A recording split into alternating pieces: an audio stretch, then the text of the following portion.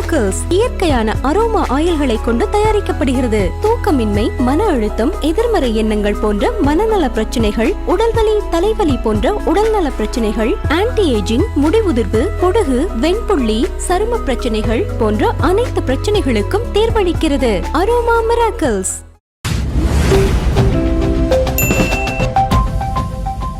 கூட்டம் ஓட்டா மாறாதுன்னு சொன்னாங்க. அந்த ஓட்டா மாறிடுச்சு.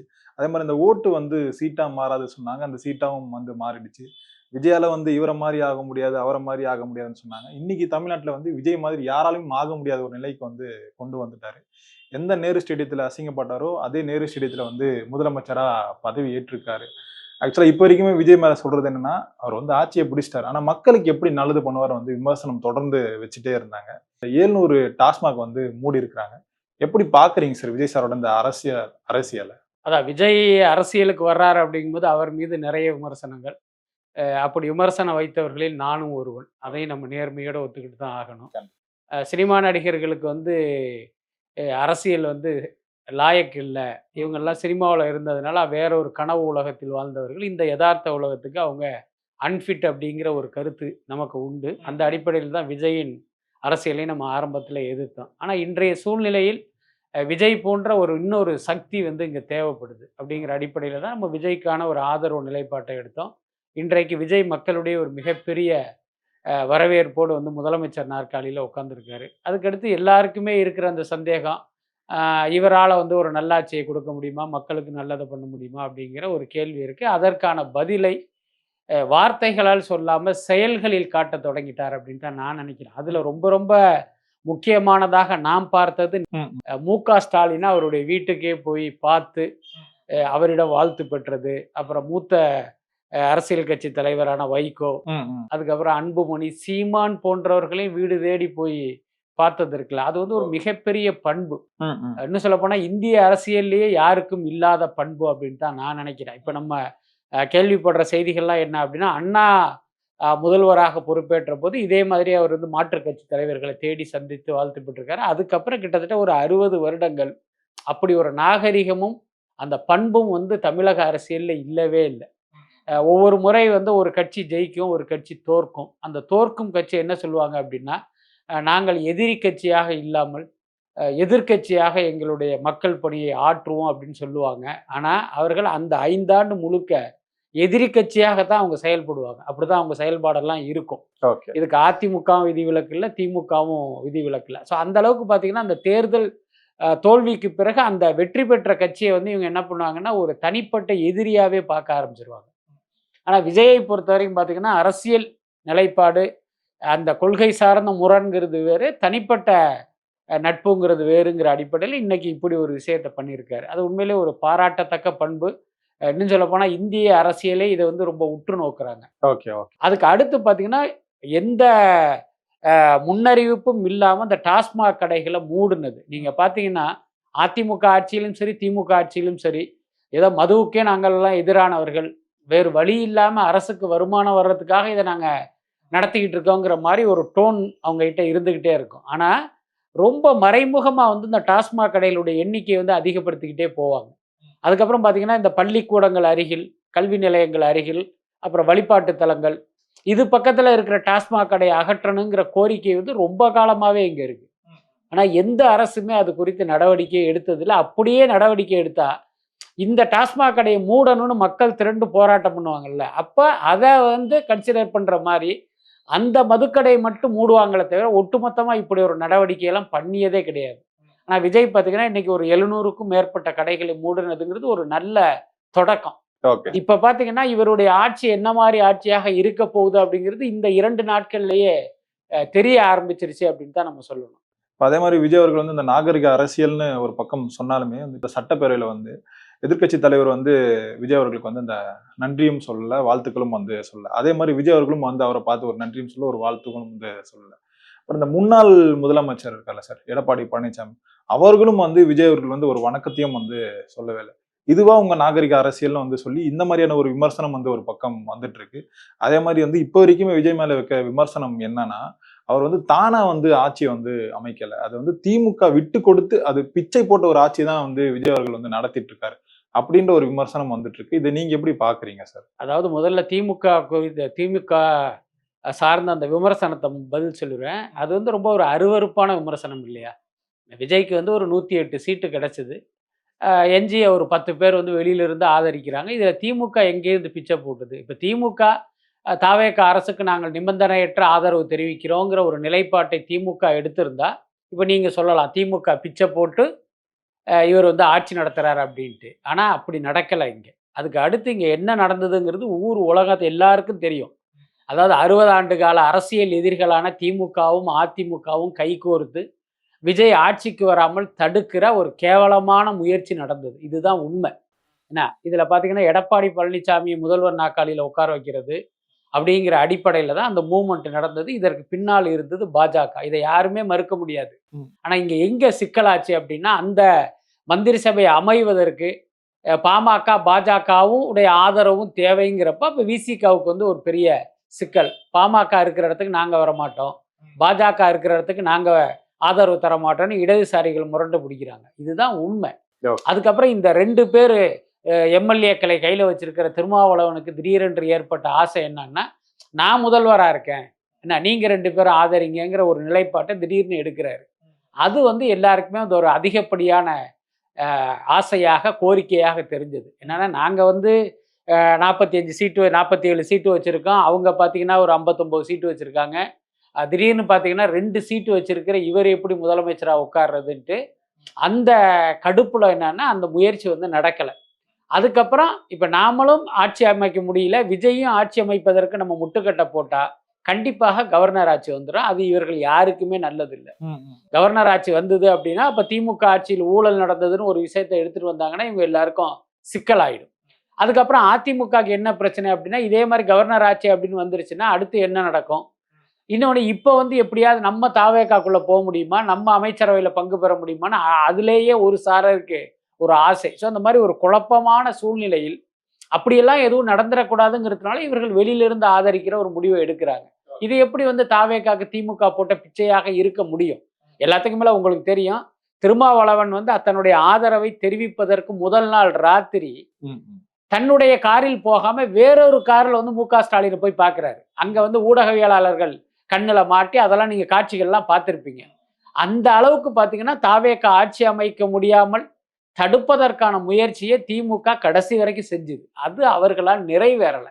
அதுதான் உண்மை. அதுக்கு அடுத்து விஜயை வந்து ஆட்சி அமைக்க முடியாமல் இங்கே இவர்கள் தடுத்த இந்த செய்தி தொலைக்காட்சிகளில் ஒரு பரபரப்பு செய்தியாக மாறிய பிறகு மக்கள் கிட்ட ஒரு மிகப்பெரிய ஒரு கொந்தளிப்பான மனநிலை ஏற்பட்டதை நம்ம பார்த்தோம். சமூக ஊடகங்கள்ல எல்லாம் மிகப்பெரிய எதிர்வினை இருந்தது. இது எல்லாமே இவர்களுக்கு ஒரு அச்சத்தை கொடுத்துருச்சு. திருமாவளவன் உட்பட 2 சீட்டை வச்சுட்டு நம்ம முதல்வர் பதவிக்கு ஆசைப்படுறது வந்து மக்கள் கிட்ட வேற மாதிரியான ஒரு எதிர்வினை ஏற்படுத்துது. இது நமது அரசியலுக்கு நல்லதில்லை, நம்மளுடைய எதிர்காலத்துக்கு நல்லதில்லை அப்படிங்கிற அடிப்படையில் அவர் ஸ்டாண்டை மாத்துறாரு. ஸோ இதுதான் உண்மை. அதுக்கப்புறம் நீங்க கேட்ட மாதிரி சட்டசபையில் விஜய் முதல்வராக பதவியேற்கும் போது உதயநிதி ஸ்டாலினுடைய முகத்தை திருப்பிக்கிட்டு உட்கார்ந்துருக்காரு. அதுக்கப்புறம் அவர்கள் பதவியேற்க போகும்போதே ஒரு சம்பிரதாயமாக கூட அவருக்கு வந்து ஒரு வணக்கம் சொல்லலை. அதெல்லாம் நம்ம பார்த்தோம். அதெல்லாம் நிச்சயமாக அது ஒரு காழ்ப்புணர்ச்சிங்கிற ஒரு வார்த்தையை நம்ம பயன்படுத்த முடியல அப்படின்னாலும் அந்த ஏமாற்றமும் தோல்வியும் தந்த வருத்தம் அப்படின்னு கூட நம்ம எடுத்துக்கலாம். ஆனா அதுக்கப்புறம் விஜய் செஞ்சதுதான் முக்கியமான விஷயம்.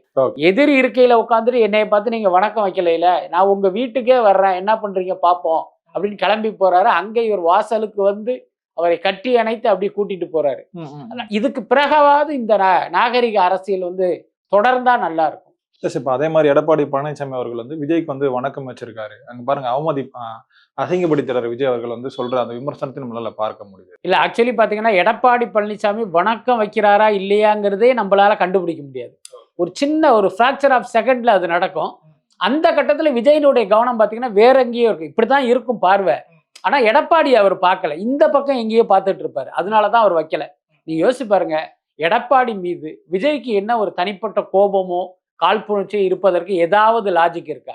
அதுக்கப்புறம் இந்த தேர்தல் பிரச்சாரத்துல எடப்பாடி பழனிசாமி விஜய் அவர்களை எங்கேயுமே தரக்குறைவா விமர்சனம் பண்ணவே இல்லை. 2 பேருக்கு ஒரு ரகசிய கூட்டணி இருக்குன்னு சந்தேகப்படுகிற அளவுக்கு தான் அப்படி ஒரு மயிலிறகால் வருடி கொடுக்குற மாதிரி தான் விஜய் குறித்தே அவர் விமர்சனம் பண்ணியிருக்காரு. அப்படி இருக்கும்போது எடப்பாடி பழனிசாமியை புறக்கணிக்க வேண்டிய, நிராகரிக்க வேண்டிய, அவமானப்படுத்த வேண்டிய அவசியம் விஜய்க்கு எங்கிருந்து வந்தது? அது வந்து ரொம்ப ஒரு தற்செயலாக நடந்ததுதான் அது.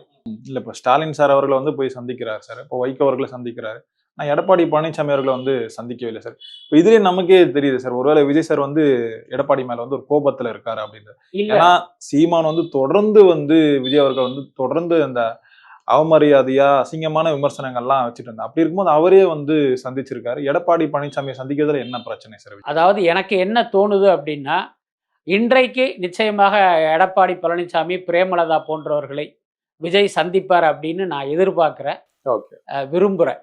என்ன காரணம்னா, இப்போ நீங்கள் சொன்ன மாதிரி ஸ்டாலின், வைகோ, அன்புமணி, சீமானை எல்லாம் சந்தித்து விட்டு நீங்கள் எடப்பாடியை சந்திக்கலை அப்படின்னா, இது போன்ற கேள்வியும் விமர்சனமும் மக்கள் மனசுல வர்றதுக்கு வாய்ப்பு இருக்கு. அதுக்கடுத்து நீங்க இவர்களிடம் வாழ்த்து பெறுவதற்கு போனாலும் நம்ம அதை எப்படி பார்க்குறோம், இது ஒரு நாகரிக அரசியல், அதனுடைய தொடக்கமா நம்ம பார்க்குறோம். அப்ப மற்ற கட்சி தலைவர்களை நீங்க இதே மாதிரி பாவிச்சா தான் இந்த இதுக்குள்ளார இது வரும். முன்னாள் முதல்வர் மு.க. ஸ்டாலினை போய் சந்திக்கிறாரு. அதுக்கப்புறம் இன்றைக்கு இருக்கிற அரசியல் கட்சி தலைவர்கள் ரொம்ப சீனியர் வந்து வைகோ, அந்த அடிப்படையில் வைகோவை மீட் பண்றாரு. அப்படி பார்த்தீங்க அப்படின்னா இவர் எடப்பாடி, ராமதாஸ், என்ன இவங்களையெல்லாம் பார்த்துருக்கணும். ஆனால் எதுக்கு அன்புமணி, சீமான் அப்படின்னு போனார் அப்படின்னா, இப்போ வைகோவை பார்த்து முடிஞ்சதே கிட்டத்தட்ட ஈவினிங் ஆயிடுச்சு. அதுக்கு அடுத்து அவர் செல்ல வேண்டிய இடம்ங்கிறது அவருடைய வீடு தான். இப்போ அன்புமணியும் சரி, சீமானும் சரி, விஜய் அவர்களுடைய வீட்டுக்கு செல்கிற வழியில் அவர்களுடைய வீடு இருக்கு. அப்போ நம்ம வீட்டுக்கு போறப்போ இவங்க 2 பேரையும் பார்த்துடலாம் அப்படின்னு அவர் பார்த்துருப்பாரு. அப்படிதான் அவருடைய ஷெட்யூல் போட்டிருப்பாங்க. அநேகமாக நான் கணிக்கிறது என்னன்னா, எடப்பாடி பழனிசாமி, ராமதாஸ், பிரேமலதா இவர்களெல்லாம் இன்றோ நாளையோ நிச்சயமாக அவர் சந்திப்பார் அப்படின்னு தான் நினைக்கிறேன். அது மட்டும் இல்லை, நீங்கள் வாழ்ந்து கொண்டிருக்கிற தலைவர்களை வந்து நீங்கள் சந்திக்கிறது ஒரு நாகரிக அரசியல் போலவே, இப்போ மு. கருணாநிதியாக இருக்கட்டும், விஜயகாந்தா இருக்கட்டும், அண்ணா சமாதி, காமராஜர் சமாதி, இதற்கெல்லாம் போய் கூட அவர் வந்து மரியாதை செலுத்தணும். இதெல்லாம் பார்த்தீங்கன்னா விஜய் மீது மக்களுக்கு இருக்கிற நன்மதிப்பை வந்து இன்னும் பல மடங்கு அதிகரிக்கும். அதையும் அவர் செய்யணும்னு எதிர்பார்க்கிறோம். ஒருவேளை இந்த எதிரிகள் இல்லாத சூழ்நிலையை வந்து விஜய் அவர்கள் உருவாக்க நினைக்கிறாரா சார்? அப்படியெல்லாம் கிடையாது. அரசியல்ங்கிறது எதிரிகள் சூழ்ந்தது தான். அதுல எந்த மாற்றமே இல்லை. ஆனா இவ்வளவு நாள் எப்படி இருந்துச்சு அப்படின்னா, அது வந்து ஒரு தனிப்பட்ட விரோதமாக இருந்தது. புரியுதா இல்லையா? அப்படி வேண்டாம், அரசியல் வேற, இது வேற அப்படிங்கிற மாதிரியான ஒரு விஷயத்தை நிறுவுவதற்கு முயற்சி பண்றாரு. அதற்கு எப்படி வெற்றி கிடைக்குங்கிறது தெரியல. அதற்கான சாத்தியம்ங்கிறது ரொம்ப குறைவு தான். இப்போ உதாரணத்துக்கு திமுக எடுத்துங்க, 5 வருடமாக அதிகாரத்துல இருந்தாங்க. அந்த அதிகாரத்தை ஒருத்தர் பறிச்சுட்டாரு. அவரோட நீங்க எப்படி நட்பு பாராட்ட முடியும்? ஒரு கேமராக்கள் புடைசூழ விஜய் உள்ள வந்ததுனால வேறு வழி இல்லாம ஸ்டாலின் அவர்கள் அவர் ஆரத்தழுவி அப்படி கையை பிடிச்சி அப்படி கூட்டிட்டு போய் உட்கார வச்சு அந்த உபசரிப்பு எல்லாமே நடக்குது. அது கூட அந்த என்ன சொல்றது, இந்த ஊடகங்கள் வந்து நம்மளை கவர் பண்றாங்கிறது கூட அந்த ரியாக்ஷனுக்கு காரணமாக இருக்கலாம். ஆனா அது ஒரு உள்ளன்போடு வந்து ஒரு இதா எப்படி மாறுங்கிறது எனக்கு தெரியல. ஒருவேளை அப்படி நடந்தால் வந்து ரொம்ப மகிழ்ச்சி. ஏன்னா அப்படி இருக்கும் பட்சம் நீங்க ஒரு தமிழ்நாட்டு நலன் அப்படின்னு வரும்போது இவர்கள் எல்லாருமே வந்து ஒன்றிணைந்து ஒருங்கிணைந்து போராடுவதற்கு ஒரு வாய்ப்பாக அமையும்.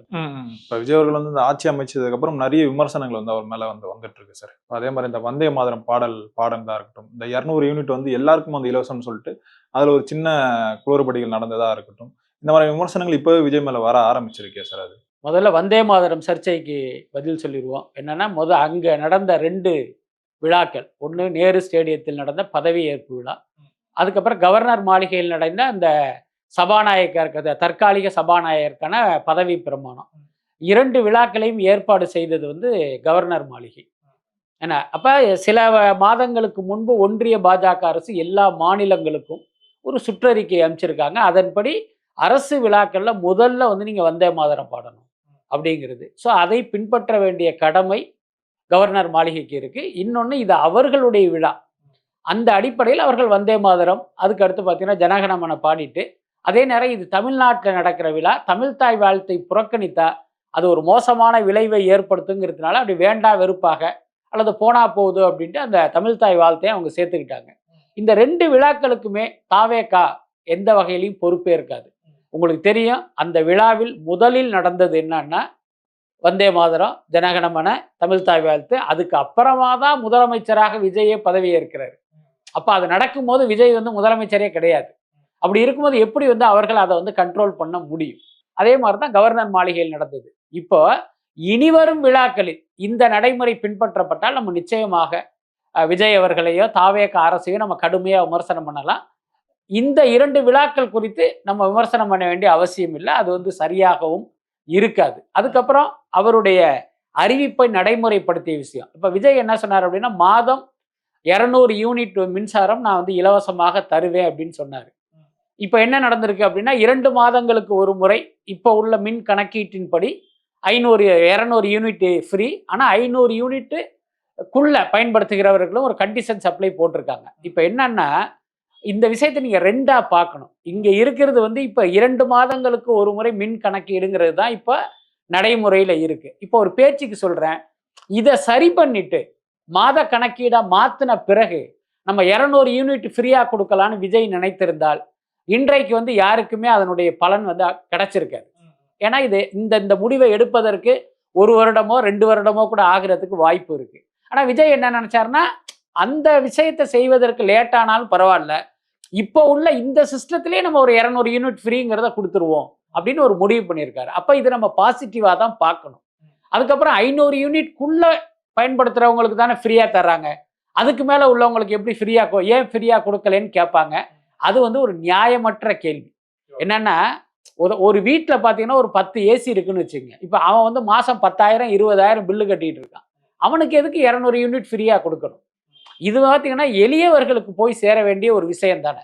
இப்ப நமக்கு வந்து எவ்வளவு மின் கட்டணம் வந்தாலும் நமக்கு பிரச்சனை இல்லை, கட்டுவதற்கு தயாரா இருக்கும். அப்படிங்கும் போது எதுக்கு வந்து நம்ம அந்த 200 யூனிட் எல்லாருக்கும் இலவசமா கொடுக்கணும்? இப்ப தமிழ்நாட்டில் எத்தனை பணக்காரர்கள் இருக்காங்க. இப்ப உதாரணத்துக்கு நமக்கு தெரிந்த பணக்காரர்களை சில பேரை கணக்கில் எடுத்துக்குவோம். சன் பிக்சர்ஸ் அதிபர் கலாநிதி மாறன். இப்ப அவர் வீட்டில் எவ்வளவு மின் கட்டணம் வரும்? கண்டிப்பாக பல ஆயிரம் வரும். இப்ப அவருக்கு வந்து 200 யூனிட் இலவசமா கொடுக்கலாமா? அதுக்கடுத்து தமிழ்நாட்டின் முதலமைச்சர் விஜய் வீட்டுக்கு எவ்வளவு மின் கட்டணம் வரும்? அவருக்கு வந்து 200 யூனிட் இலவசமா கொடுக்கலாமா? அதே மாதிரி இங்க தமிழ்நாட்டில் எத்தனையோ பணக்காரர்கள் இருக்காங்க. அப்ப நீங்க எல்லாருக்கும் இலவசம் அப்படிங்கும்போது இவர்களுக்கும் அந்த பலன் போய் சேரும்.